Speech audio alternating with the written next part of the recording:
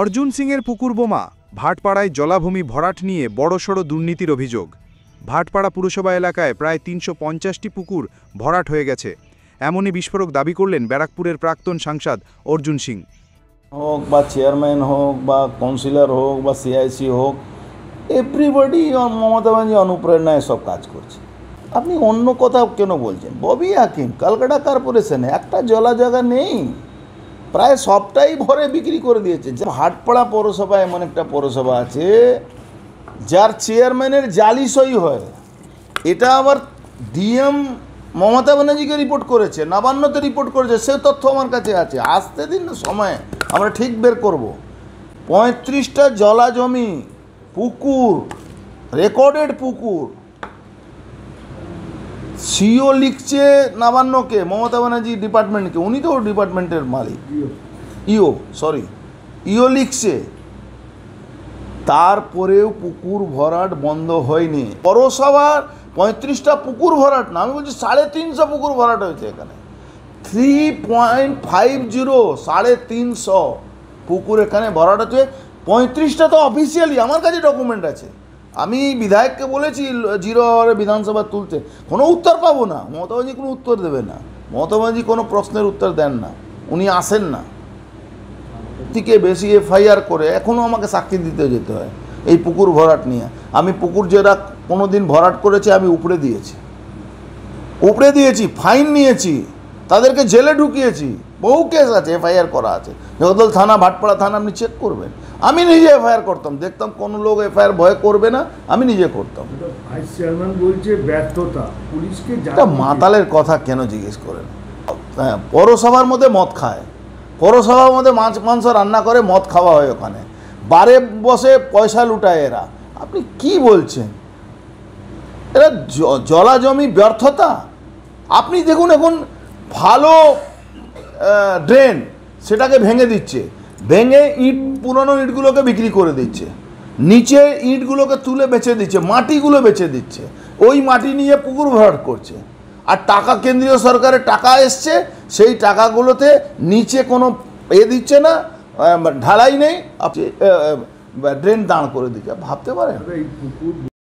অর্জুন সিংয়ের এই অভিযোগের পরিপ্রেক্ষিতে ভাটপাড়া পুরসভার উপপ্রধান দেবজ্যোতি ঘোষ ভিন্ন মত পোষণ করেছেন। তিনি জানান, প্রথম দিয়ে শুরু করি, কি বলেছেন প্রথমেরটা কি? 35টা পুকুর ভরাট হয়েছে।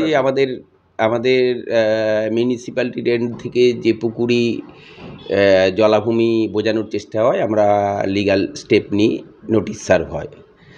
এখন তারপর এটা কিছুটা বাস্তবতা আছে, সব পুকুর আমরা খুঁড়ে দিতে পারিনি।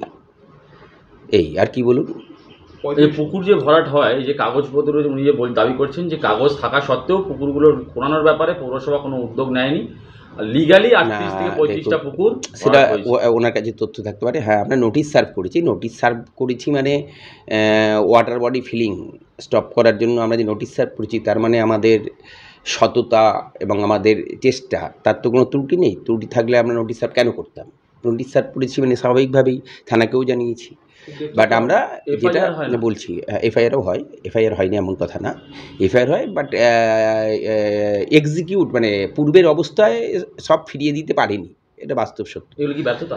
এটা ব্যর্থতা। দেখুন, এইটার দায়িত্ব আমি কেন নিতে পারি না? ভাইস চেয়ারম্যান, এটার এক্সিকিউটিং অথরিটি আমি না। এটা বরঞ্চ আপনি সিআইসি পিডব্লিউডিকে যদি প্রশ্ন করেন, তাহলে উনি অ্যান্সারটা আরও অ্যাপ্রোপ্রিয়েট দিতে পারবে। মানে এই দপ্তরে, হ্যাঁ, চেয়ারম্যান তো অবশ্যই, চেয়ারম্যান তো ওভারঅল চেয়ারম্যানই, সিআইসি পিডব্লিউডি বলতে পারবে এটা। কারণ আমরা নোটিশ সার্ভ হয়েছে, আমরা ওয়াটার বডি ফিলিং যেগুলো হচ্ছিল সেগুলো বন্ধ করার জন্য আমরা নোটিশ সার্ভ করেছি। এই না, আমরা পূর্বের অবস্থায় ফিরিয়ে দিতে আমরা পারিনি। একটাগুলো না, একটা দুটো পেরেছি হয়তো, সব পারিনি।